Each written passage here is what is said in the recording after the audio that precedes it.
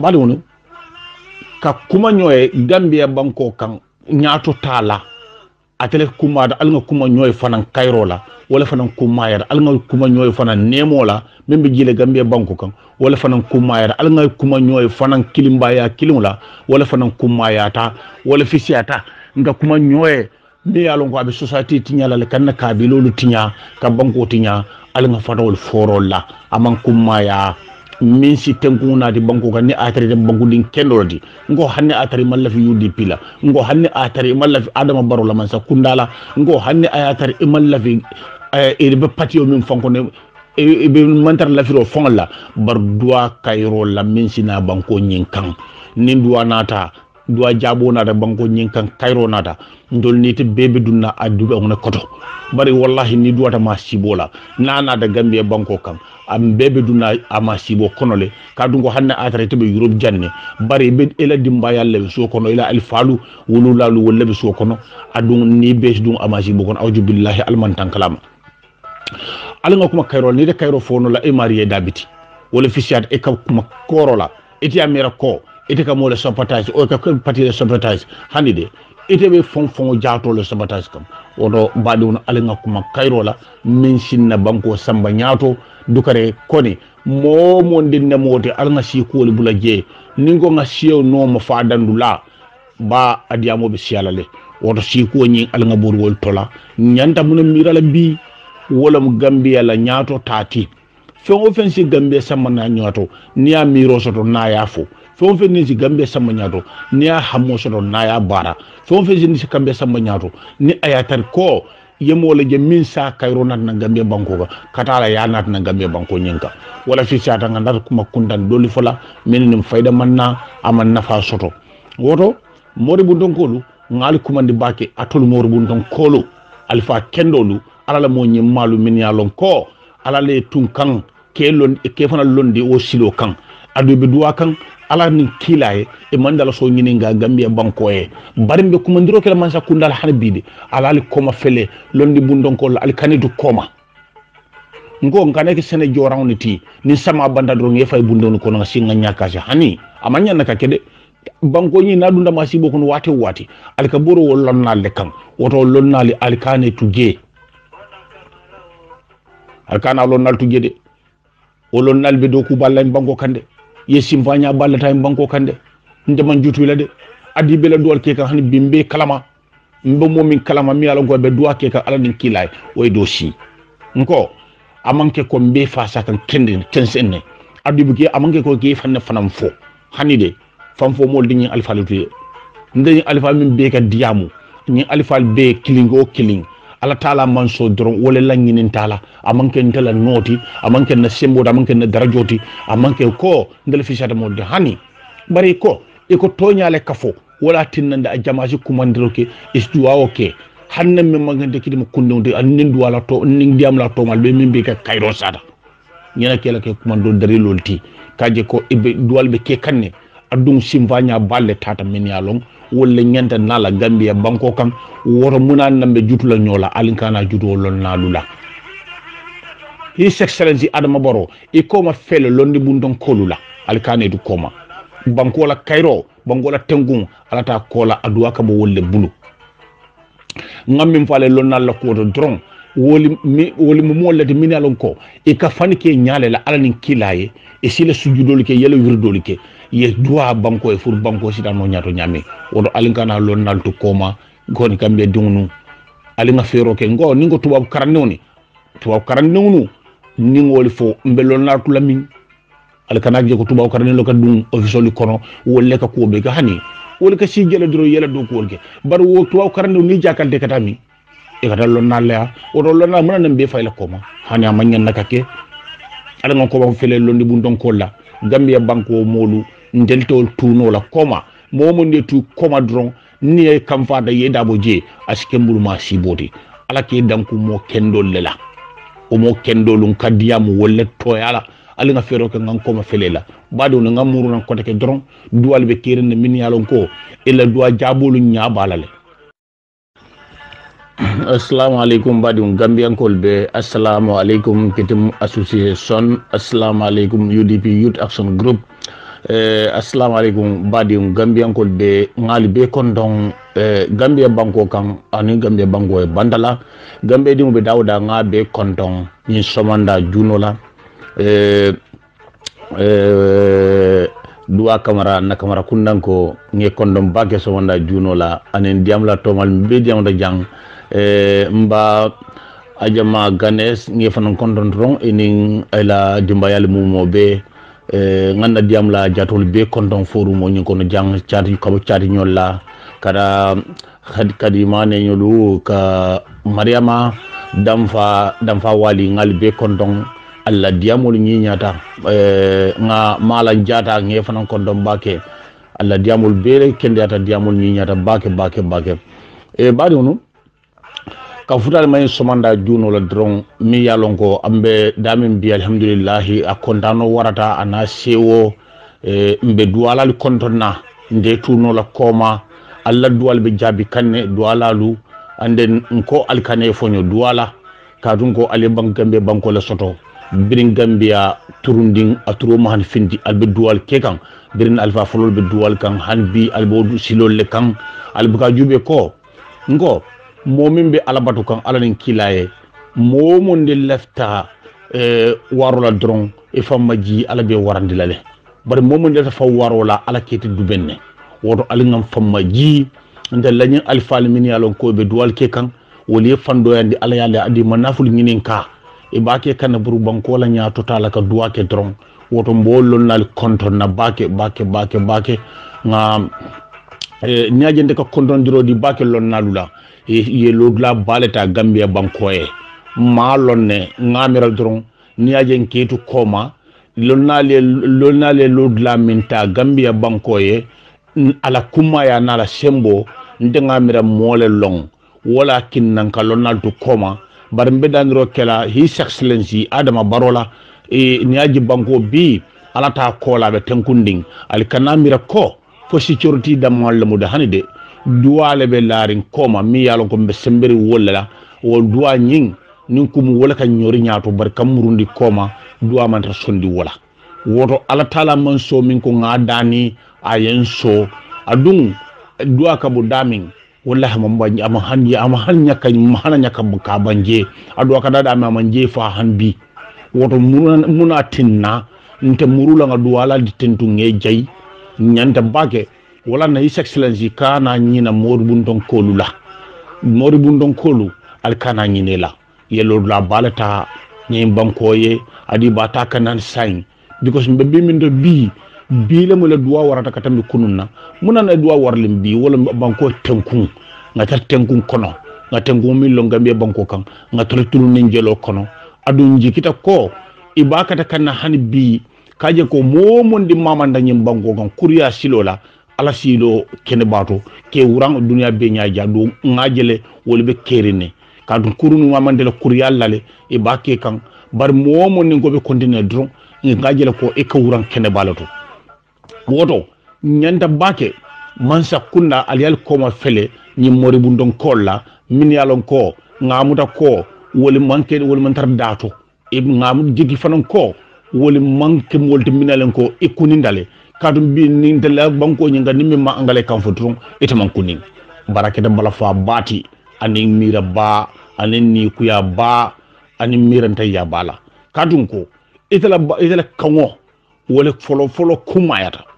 o kola ye kanko te lak bari la kanwo mi yalo ko ite ko fo e jututo la hanfo wande kan yo kumayandi ila kanti abala fana ni kuya warata kone na badi onu momo ni ayatara angalele karambang fo kanko te namba bari imari mu minti kewoti e mu minti ete tunu la ke baliati woti hanni ayatara ye fange tuba bolati ete manke tuba buti de mo funtro ne mudo ani sio me mudo imolati woto alnga song nganna sioli bunya ngo si kilinte woti si wosi bota sio men de la sio bunya bari alnkana danna tambo fananke nganna sioli bunya danna tambi kana fananka ke ye sido fanan jalay ila la sio e alngol fana tujje lamam kuma ya ta banko sambala nyato bado no beda min bayndi kan do be futalale katun ko kulle be keren bi mi ala nya fa warata baki bado no hani bi ngamuru nandro albadi ma kitem sise badunu murta nan koteke ka itan lalla ko nyillo nalla lodula mum min tolati na badi UDP kolu alngan sabari wallahi kalta alquran wala momo nen koy adama poro konne because of itamal lafala ete ko temu UDP diwnati ala fo yimuru koma momo nen ko loya Ousseynou Dabo konne katun ko etemu UDP diwnati barite adama damman kanu wallahi muru koma ye tubi ni man tubi malula malu nyala ndemeda falal yelen ko ndemantar dula kili ni be mun na alifalati adu be kanyanta nyele adama baro mun na alifalati banko president nemu walakin na alifati yulo ya Ousseynou Dabo mun na alifalati biko sambe UDP le parti leader lemu walakin na alifati bar ayatar na wulu telefona bari ngo wallahi alquran wala fo to nyafo hanna tarabe kum farala alnga to nyafo wala fisiata kana fo nin karle wuluta nyanda fa sala dron ni dia kono wo kari kunu itamal la fi wala bi nin kayro kat sumanto kari la bi le moy te nyando kari fa sala ida ite dara do ko le nyinin president ya wo meso place wala e kam fata e nata loy ko la kajafi e koy ko ite ka ibo halanya jumalla wala mun na alfa bati loya Ousseynou Dabo woto moy lefte masibo ludunde fulol tema ali fo nyala atita no UDP paratal de UDP la alfa parade be bulo duna nyokono nko wali mistake ko domande mo bije a felabe bankam ndeta fem fola de bari nga simpanya balle jije nyi watin mi yalon ko aw londi koyole be mbulo kono jammi yalo simfa balle tata je bi mbedu wala banko debitole bakata kam bake banko alfalla duwal be jambi kanne nyin filandi bi alhamdulillah min tambita nyin lokun tambila nte kun ya long modol ya long bartol malong wala nan ko momo ninka diamu ni ayatari ko ite kallo ya Dabo da manne fasa ida te barola koto ibe malulale bari momo nin fanaka diamu ite ko ka baro da manne fasa edo te lo ya Dabo lo koto ibe malulale ndekiti mutam malulale muku because ngal nambita nyami ngal lonko Adama Barrow ala ya tunkane kaki banko president banko kan abata UDP le kono loya Ousseynou Dabo ala ya tunkane kake UDP la nyaton koti abota UDP le kono woto muna tinnandi ndulbe nyini fisen la nyoti ni te mari tata Adama ya e man chance de je yo neng ni tata Dabo ya e man chance de je e ko le neng hani o ite be barole ya ele chance bole to ite be state house le e be si kundi ngele ite ko datam Dabo koto e be mistake ko kon e bina malula fanan kadu ndeme da nyim fala molele ko nyini be kala kilindile inshallah ni ala kiti tala duala te fonyala adum ndene duala min be ke fonyo e kanyine tendina ko nyini be kala kilindile e kanyina fonya adum abina kan ngakuji ja kontano warata bulu kunun sudo mansino kontano bulu because of ni alfalu ndebe nyine katakam birin juna e ke kilinde adu abina kan de mo mon dimbe lorin karala e ko kanyin dolle yofi ibe ndol sopote kan do yofi le e fonyo yofi rola na ken bato yebe jube nyafulo la aji kuma ya bak nyin ko me kanda malu mbeslendi mbaki dolbe malu sangar la UDP kono minike fayitani ko tel mu UDP diun ladi wolle kana lo ko de ka fo ha kari manke UDP dindi kadu kari be dula karile bar e ko ite sonna toñale fo ala fo ye fonyo walla hal soma toñal fo ngimu toñati ngo hani faale silo bula toña fay asi kuma ya bake ni ala sidia ma fo yebula alfalul alin kana bula alfalla alfal manke bula na moluti wallahi alin kana bula alfalla alfal manke bula na taldi alfa kuma ya bata munat nan del sonna alfaluma fonden kewlu alingan sabari aning badin kotonu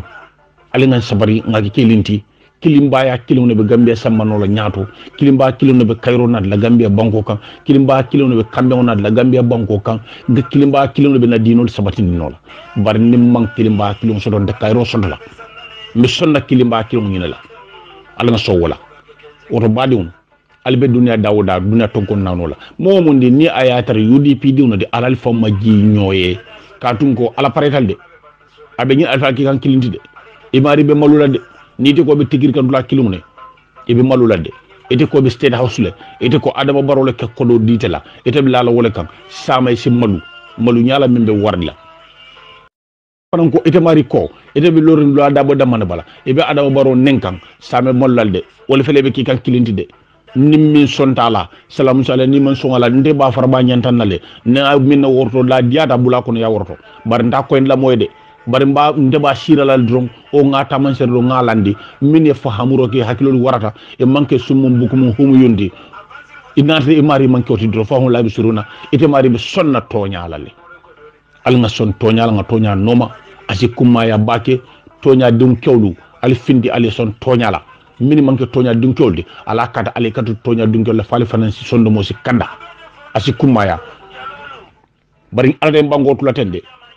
muku alade bangotu latende ka duwala kendol tuje woto benna duwala kende balbe kondonna banko tonkon nano la birin kabo birin basse kana fu birin katon fo koyna nga be kondon ba ko to fulo bela nga lonnali be konton londi bundon ko be konton jeto londi bundon ko lu isiatale ndokunte be fonola bari e be siari bake adi be bele katore kekan birin afula kunda asurwa kunda maninga kunda ajola kunda asarhule kunda abele ba kata kan kata nyala min sahayata bari alinga siko lu landi siko olman kuma ya banko la nyato tato alinga song nga tonya fananna alinga song limaniala asi kuma ya tumado insha Allah ni sonda wala dron ala si kandandi nole bari momondi mbalanda tonya ni limaniala wallahi aisha keno ni ala medema ning ala taala mansuma yamfe e be jennilal woto alinga song ala la barola alay min bara wolum toñati yo ben sudala karola albe min defo kanje ñin toñati alin kana mistake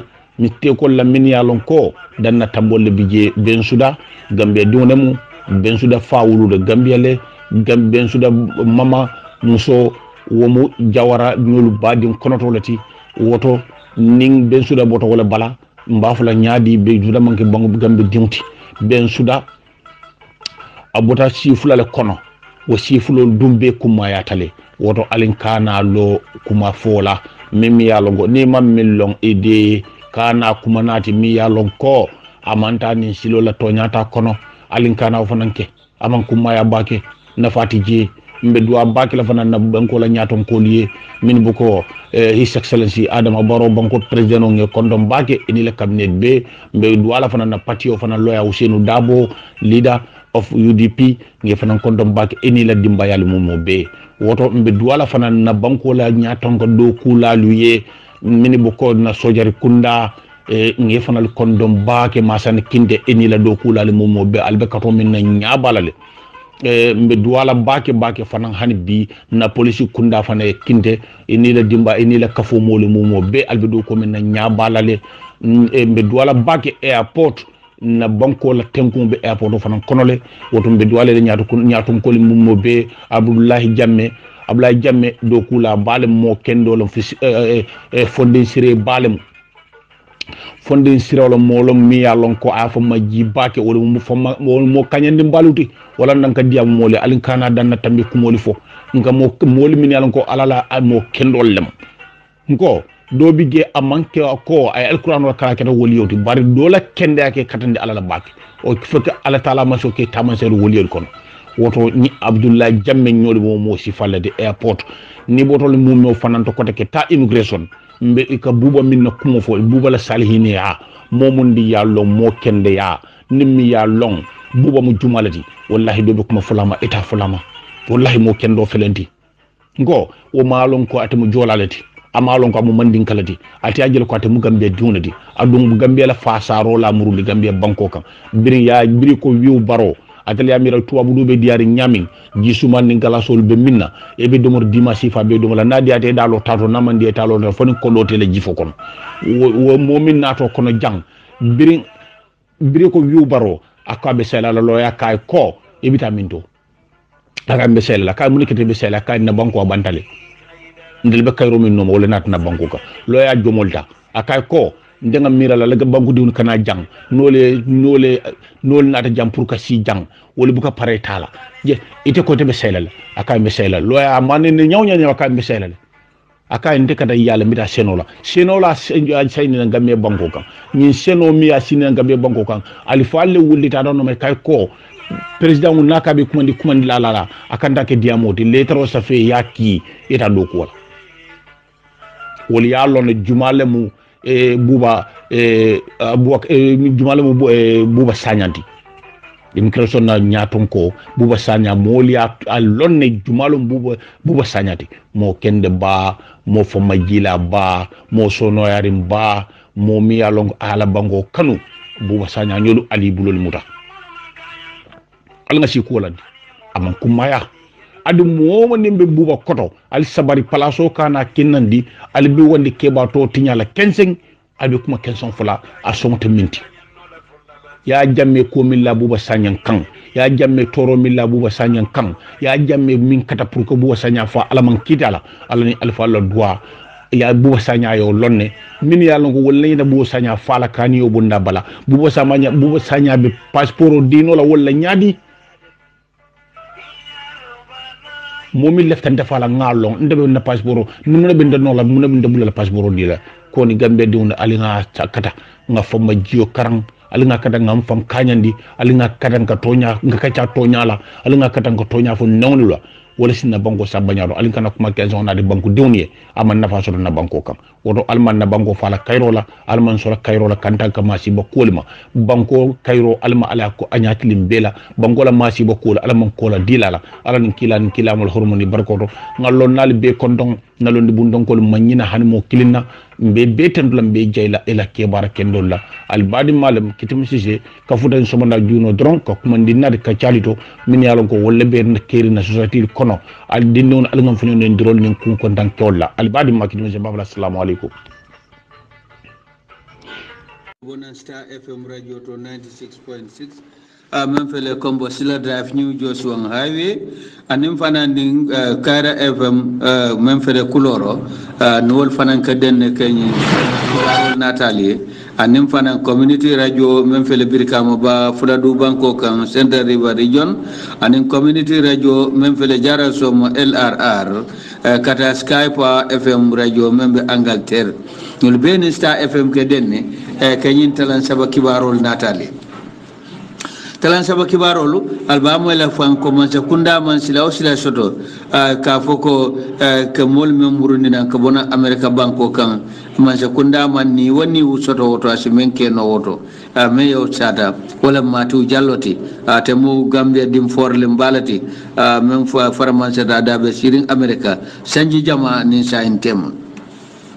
albamu ila fanan Queen Elizabeth II wala baba Musman soti akumata Commonwealth bankoli albo kibaro fanan moyla alba kibaro fanan moyla kode hanbi albamu ila fanan kon temang SAS ko la do kolu bulo janjandile pour nyin kamala ko ka nyaata kuntu koku me alo ka sike bantora kuti banko e anin kibar to mal bial bawla moyla na yin talan saba Paul Stevens wala be nye mason to konke ente alaji Sadio Barole nata kote ke talan saba kibarolu Matthew Jallo atemu prominent Gambian activist that me ala formon sata bake mel kerta pour banko ya fanso ta nyama ada mola mem meta sire mbaka America banko kam ay tandi fanan ko de Gambia man sa kunda man choice wo choice da man sila soto asimen keno ni mol me ya lon ko ye murundi nan kayta tebulu Gambia ko lu America banko kam me ya lon ko man kayta soto je ay men sa fe Facebook me ya lon ka ya di standard la jallo e ñi tan di fanan ko Gambia di jama melia lon ko steta adi la visa wato bandale inata chalang imanna murunan anim fanan melia lon ko e bay e asalo mo kanin pour e yam fe sije America man sekunda mata ko e wolle yamar jojol melbe America kono taren wolle yamaro di ko e nyanta wol sendila nan e wulu bankol kan mo nyaawnya akonyi nyatambila Mr. Jallo tentende kaitande ko Gambia alfalu mansong kawo dankenea pour ma dankenea o melia lonko ye koybe murundila nan fo Gambia dingle muyti fo Gambia dinteti mo fo de CDAno ko lefta mel murundila na wotumola ako hanabi abirin tumo men na wolbe o nyama Donald Trump natana semboto ako America man sekunda nata tondi ko mome ya lon ko visa kolem yi koyta dila Gambia la anin Gambian kolla mel lafta tala tamola kada America banko kan damantan Gambia man so nin Gambia man so ila banko de mulu tala America lafta mel sayndila oto kamala visa ko ba be kuntula inin Gambia banko temale Mati Jallo ba sene andila ako challenge ro membe Gambia man sekunda dala wala mu ke tenten ka fo ka balang pour que Gambian kolta ilafta mel murundena o batina la fanan mo Gambia din kotawlu mele chansoto pour kata America banko kan karangala ani mele chansoto pour kata julaya silota mo America mbay bite badinglu anila dimmañol ne wuluñol kon kumba bol America anim fanan mele alon ko lafta tala je doron torisiala amunta wol dodo tes visa soto no la kata America banko kan ako ninga tra moye sila soto membe sone yala e nyanta o bata o ko bandila nyaadile o ko yow to bendino nyin ko be ya bulandi mirankele bata man so deje ako basite e mari yow mira diban bul man sa kunda nyanta mun kala oto bare nyi mol me ya lon koy la kayta tebulum ne e mela asalo mota America koy be murundila nanne ne atra Gambia man song amunta Gambia ko lu fananti ta visa dila Gambia di wo Gambia dinna kata America banko kan hana tara ilafta tala karang la je kata studies la ete visa dilela hana tara ilafta tala julaya silo la je ete visa dilela hana tara idimala bi je mbay wulu nyola bi je lafta tala kumba bola ete visa dilela ani lafta tala torisia la je ete visa dilela ako nata mo efen soto simen keno men wo bankiling ako yafo ako basite si man sekunda yamara nyanta kila nyaadile o kamala aka ne atara moyo soto yow ko ye tambino nyin kol kunna adu bisa soto no la Gambian kol yenne batati je ada itenyulu tala ako to ni mari yow fiero soto ani wasilo soto ako yow koy de banko mol ma bang ako woto akon ka nyanta ngan nyoso hakilola ani silol nim ferolla me alonko abe kering hada baya silo me alonko wala lota Gambia nin America te manyin karola ako bare ay nyim men foten ako lafitam be nyim bamandila ko Atlantic banko Gambia nin banko dol tema melbe tubabu du be mel murundila nan e ko ya nim men dendi fanan wala me be makoro dila men bita fo million jama dollar oto pour que molu makoy mel sayta nan nyante makoy la nyaadi le sabatino jang fane e fang mama isi mama no nyame pour yela balwo soto ke karandi anim fanan ka do ko bunda yele men satina wol meye murundina fo ci kunno banko kan Mati Jallo fane o senende anyi laje ko akata be ya maro men kala man sa kundala wala mu koku na trabe dendi wo kola ye be lankene mandi banko moli akala muta anim fanan ya bunya ya horma ye komen di purin kamala ko ibe de maro men kala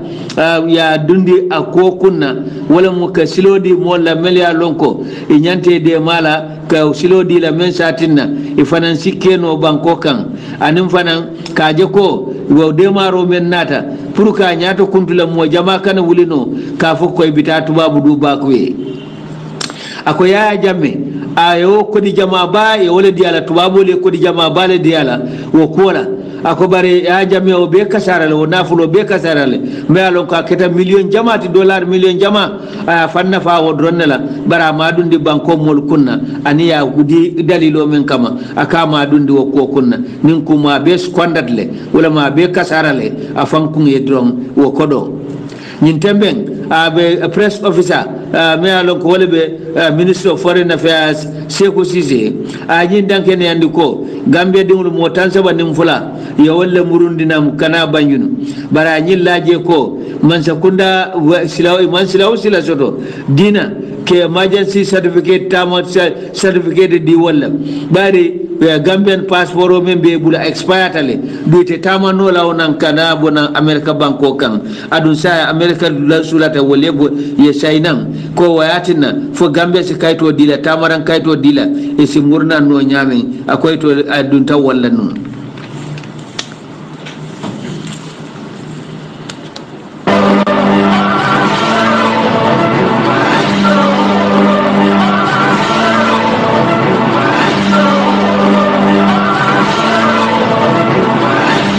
hani be Queen Elizabeth abe diamu kan Commonwealth Queen Elizabeth ay sawosang akadiamo men ka Commonwealth lungla aya di dama killo ka ko bankoli la ko sondi nyokan pour bela sinin samo si kende ano nyamin ala kuma kan to Queen Elizabeth ako dalila killing ba o tantro dila nyama ni sila jama nyama me alon ko molla balunya alfanan bunyata baka kidimata tumo men nak fenkara nyobulu me munyin Commonwealth bankolti ako nganyoso hakili mi malla anim fanan nganna balunya alfanan je nyamen fanna jama alfanan adum fanan yirwa ku jama kita nyofa moto adu ngado koke mbe mulodi nyola ka do koke men satinna na sinin so mo si kendano nyamin akode me ya lunka ka kada nyon tangti ngamen horma aninga men bunya wala munyinti Commonwealth bankolu ye nyo mutano nyamin ye koyol men keta ke nyode ma silolo nyama falindrolo anila kilimbalia ila imanke kilinti nyamin mba ibe dodo la mano anila Kenya afatata nyamin ako wole mu fenti me ya lonko wole nyanta kala kidimandiranti isinga nyano menna momo ilaya anila ado anila taranya ka kidimande ako mu kunyi ma balati Commonwealth bankol kono ako woto saje ko Commonwealth bankol ila ko mbe bismillah ila melia lonko Commonwealth mansakunda nyaton kolu ila banga me lonko abina kala Angleterre banko kan karnala memba sabula funding kewlu anin jula kunda kata jama kafolu melbe bola Commonwealth bankol kan taring ibe mina Angleterre banko kanjang ako nyimbengo ko mo bennati me alon ko taman seri nyimalemu me alon ko kambeng le kesoto je ani wakilo kaje ko ken sinin so mo dada dan nyama me alon ko atilinta nyama me alon ko kantata nyama me alon ko kairo bakoto anim fanan balunya kendo tumomen na kombe parela kal bendin romi alon ka nyata baka ka fale bismillah Angleterre banko kan Commonwealth banku jama meli alon ko mina nyina sang Angleterre ate Queen Elizabeth II akombe yillaring ani se o bala fanan ka banko nyaton kolu ani mansa kunda nyaton kolu melbo bola banku talulu ani saba Commonwealth kafo kono ke jandin na kordal kono anin na kwatalolto anin na subato même Windsor Castle membe London Queen Elizabeth ako balabo nyoto fana memu nyi balabo nyoto tulonti o fana ke la farik bake ke Cairo sabatindi anin ka yirwa nati akode a nyabo fang warta dame mbake ananyi nyata wala munyinti teria kono molbe nyo seyala be fen jamato balabo nyoto jamato o be itandir kela wo nyante kela karna lale ado ko abe kela Commonwealth banko la tulumba me ka fay Commonwealth Games membe kela Australia banko kayla ma fang me ka fay Gold Coast ako nyimbe kele la fari balati memba kanyo membe sot la nyin Commonwealth tulungto anin balabo nyoto fealal fanambe nyo anin nyaton kol membe mabela memba kala mo wuli jamati mel fanam mina mol ma ko la o bengal kono ako be mu Commonwealth la taman ser kendo lati ako anabi molbe kata ko men kele man fenyini man ko de nyini nje bere mel ya lon ko be do ko kala mo kun kele nalu anin kafolu ka tamande nyin kafu ba kono ako wode wobe kala fenneti me alon ko abe Commonwealth kafo londi kunnale ada abe Commonwealth bankol ma ko elale adu ngala hido men ta ko mbebe wakilla kaje ko nga doko ke me alon ko silawo sila nyama me alon ka kendeta adum bajela ko Commonwealth la lord lalu ay tenten ka yirwa anin kono e fanu anan fanan Commonwealth banko la lo nyaay bambang ay nyinya tumo menna mbebe la firin ay nafa basoto Commonwealth banko dingli birim bito fo sama sinin walam Commonwealth Queen Elizabeth mamu baba musman soti ay kuma kama mendi Commonwealth lungla me alon ko ya juranu kunu hanibe breaking news wala kibaro me alon ko futata sain Star FM radio to presidential council meeting wala mo presidential council meeting wala be ke men sotata Gambia ni Senegal banko tema nyilama ka kuma sinyin karotil tan nin killing katatil tan nin saba match karo banku nyaton kolu be ma be tala bento adi sediate signaro ke joint communique la wala mo be dente kuma kan men dada yo wala dada bi ni match karotil tan anin saba dame alon ko president Macky Sall member of the Republic of Senegal and president Adama Barrow member of the Republic of the Gambia wala nyin kayto signa bi ni mansa kunda fulole signar ke kamben la mellota Gambia and Senegal tema me alon ko la minister be ma beta abento a kamben kono wala mu kanyo ma koy luala karola wala mutual legal assistance luala karola kanyo ma koy aninke mol me ya lon ko ye muta wala mu detenisti niata mu bota Gambia le isi be muta in Senegal isi di Gambia la naatre mu Senegal en koti ye muta Gambia jang isi di no Senegal la nyami wa kamben fanan signatel kamben signata fanan me alon ko higher education wala mu se londi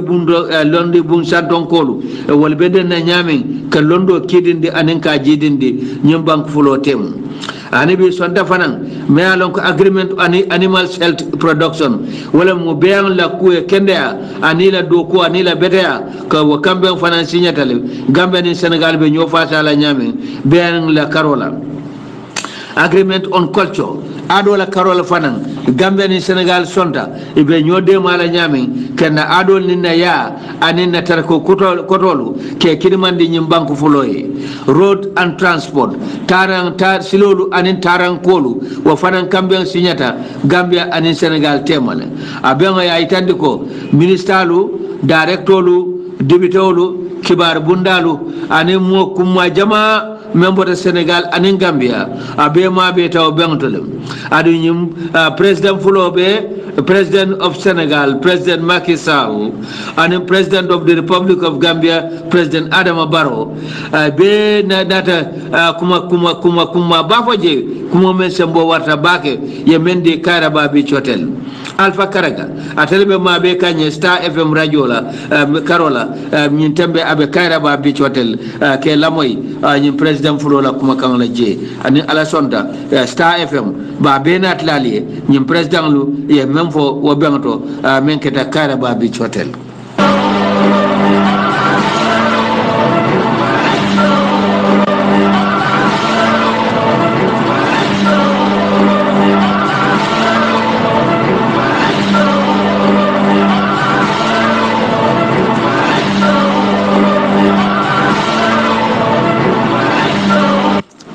Hanabi kibarol to aitan ni fanan ko director membe state intelligence service Usman Sow fanan nata kata ka aitan ko birin tumo menna atanata office to ko nyin temben anim malialon ko wolle marta jela sayin ye mo keme jamale karandi banko ka anin banko e bantala anin ka sembentu ya doku bundal melialon ko kumata bake anila dokol fannalu ye la dokol al janjandi taring pour banko be si banko be nyamin afan ayo bambandi akodulal me ya lon ko jemudula kandol leti ako ye ku jamale wanyar woto ade ku jamale sute woto mel ya lon ko ay be denning ko dolla ani mel fanan sikenu si batana te bankoye ako dum fanan yew ko lu nyaatu kuntule adun koko nata wala si bankola kantonin tankotinya ilota je betole yela do ko tamanda nyama Director State Intelligence Service abenyim foka mamme bankola député bungula select committee membe lorin tankonin kantola karola banko député bungula britata SAS la cordato ka murumurunje Director membe SAS atenyi tande ko akode ila dabulo anila do kol men SAS ya tamandi sinya jama ku dol kol melia lonko isi batana te asi banko fanan torano koy dadu woltole nyato kuntu kada bakke me lonko pour que de daro ke je karola ay comité kala mutande fanan ko de Gambia be jara lo bundala ninkumu banko sasa tole membe jara kan ako kamala walatina ka molu tankande bata ko dolla ani streso ani tontondirolu ani ka ko banko fanan fanko ko lu melia ani politiko nin kanto kunyalu melia lon ko ila fula nunto koy be kata kanne ka to bendi ani ka lo je me alon ko si banko tankande no nyame anyi tandi fanko de walatina ke dankuno ke dankuno ila do ko Kenya la ko SAS service inata janjandiro ke la do kula la tarin dinkra kumalu anin dinkra temo dinkra balto anin dinkra ndingul to banko kan tarin nyimbe kamala ko ka banko la kantonin tanko bambandi banko belem Usman Sow membe SAS ñi tandi ko de ye simfanyal tala fam kaje ko landa tamboli tala banko kan adi moyla mol karandi le fanan hada ma nyanto ko dolu ibela do kol kela na nyami anin ke karandi la do kol Kenya la fanan akonyin kartan nim fula tambila men tata fu mo keme fula ela do kulalu yo wolle karandi fanna jamara Gambia kono anin banko e bantala ako niabe jibe SAS wala State Intelligence Service be lore pour banko la Cairo e mola anin kata kol membe kerin ka mol murundi nyokan anin ferol me ya dada ka tenten doron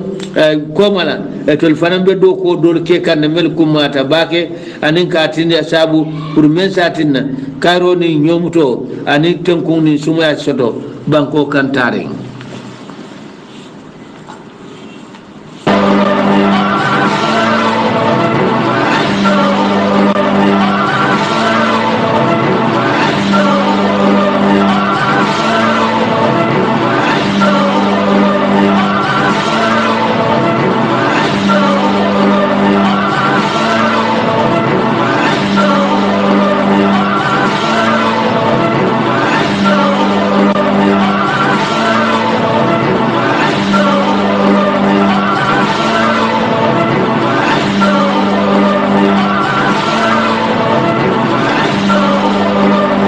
sayen baade woni sita banko e bantala kayitandi ko America la president Donald Trump anin North Korean ko la president Kim Jong Un albe alon ko nyim mofulolu e kumol fay nyokanne ye da fay nyokanne adi la kumol mandiya nyoy ñi wati sanji ñi kar tambilal non Donald Trump da fay ateñi North Korean president kanne don tari koto to lu dambanglu e ñowali bake adi ño soso kuma jamala yo kuma dimindingul fay ño kanne fan Donald Trump ya itandi ko kending me alonko aka faydi little rocket man ako dinding me alonko rocket o babulo kono ako ay itandi ko wo fanan ninga tara ma hakiltu akaba nala banko be tumbunale ako sai wo president Donald Trump ani wo me alonka na walita kuma kanto bake sai koybe silale ka kacha kairola hanabi itandi ko dal wo danda lalo wan bilang Donald Trump yafo ako ning North Korea Kenya bote kono foi fayro ke Korean Peninsula ako abe dankula dimbani masibola me alon ka be dankula North Korea la wala le membe jawya la bake akabe North Korea tutula dunia bankol kono le ako nin North Korea e South Korea ma ate Donald Trump ne o fole hanibi bar sayende be kacha kanne ko jikobe warle mbake ko sayin be kayre kacha wulindi kanne pour nyin kamala ko kay to nyasi sabati no du ya itande fanko de bo jikobe warle mbake brin North Korea nal hakilo bakan ye mor kile nun kata tulung ma be e ka fo me ye ko Olympic tulung me alon ko Winter Olympics ye men ke South Korea ay tol fanna mol tata jele dame South Korea ni North Korea ibeden ta kaf kilinela ita tata ite do ye tulunke bandera kiline koto ko tol Korea nglu wona o be ko la fana abare muso Kim Jong Un bare muso wala tambita North Korea la delegation ngato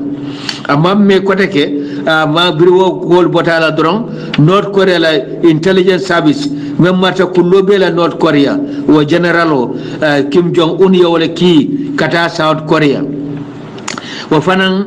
britata e kachata je ado ye kujama kachaje sainde kibarol be soto kanko North Korea ay la president Kim Jong Un ani South Korea la president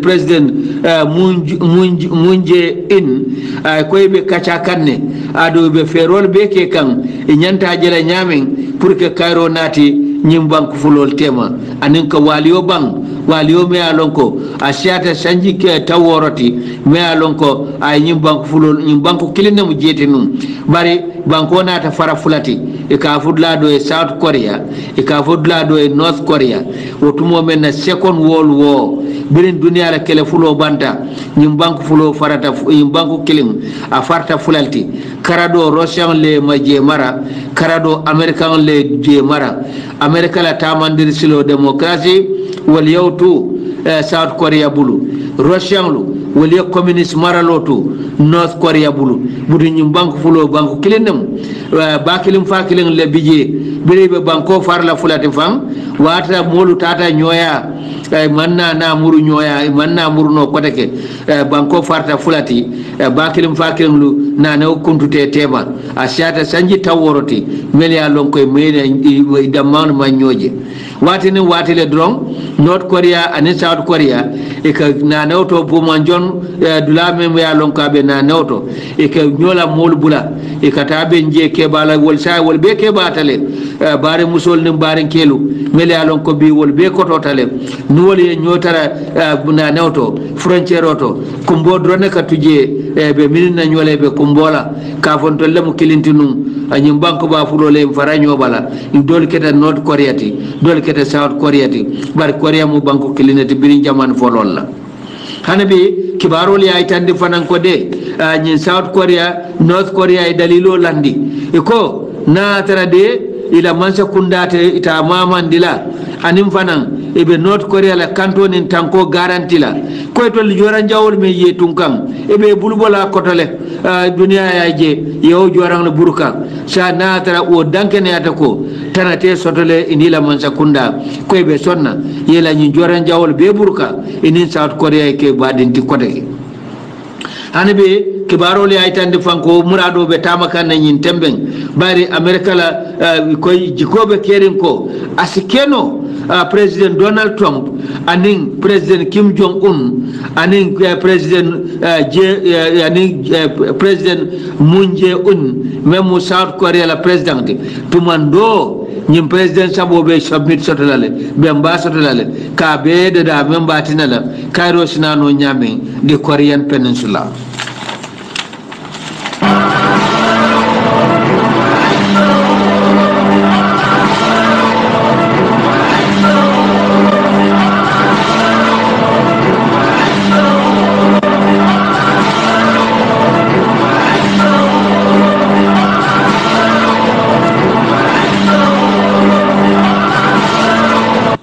butumbade ngulu se na ale kankularo to ye passeport nati jang me alonko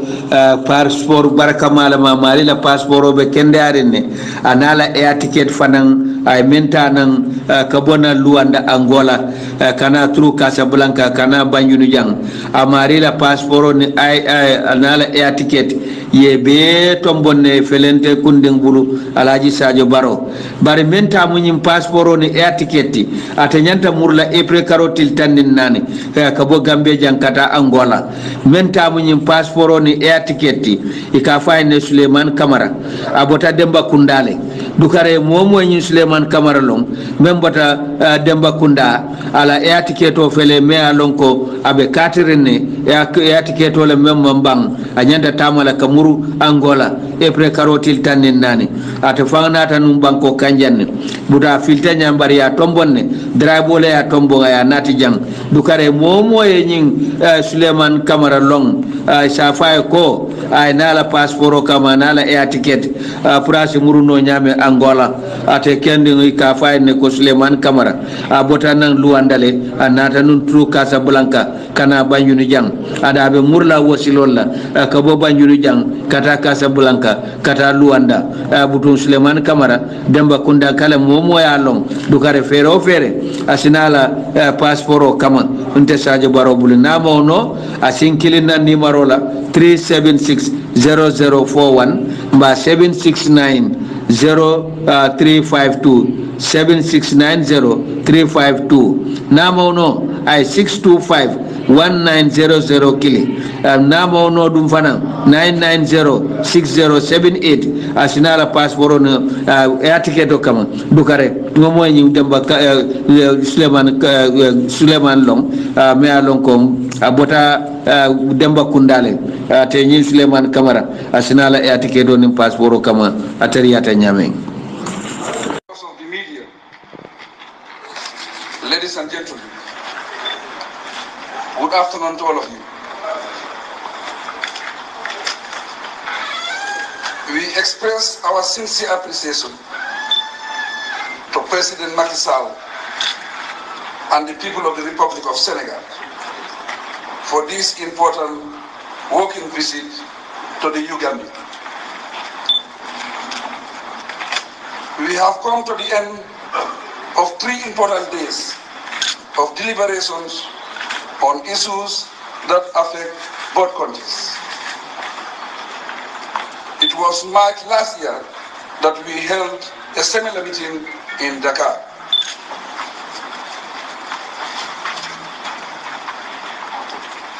It marks the seriousness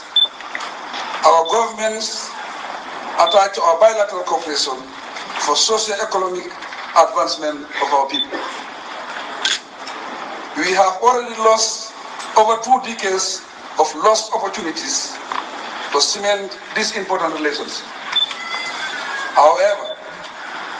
we now have to expedite our efforts to uplift the condition of our people. My government appreciates the support Senegal has provided to improve security and stability in our country through ECOMIC. It has invested a lot to support our security sector and thus promoting peace and stability.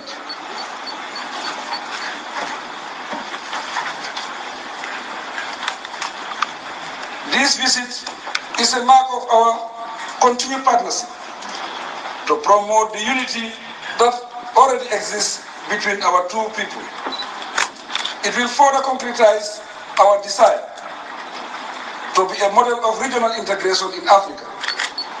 through free movement of people and goods. A model of 2 countries, 1 people, promoting peaceful coexistence to accelerate socio-economic development.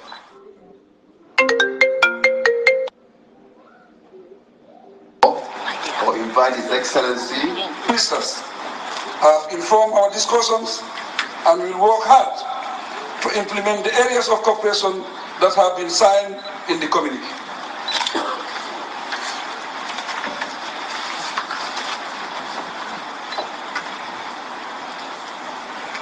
We will take joint responsibility to support our people in the various areas of development to further strengthen our bilateral cooperation and mutual interests. We are committed to promote democracy for socio-economic development of our people. Consultative meetings. Your Excellency, of vibrant democracy. And since you attained independence, you have maintained that democratic trend. The Gambia can learn a lot from your democratic practice.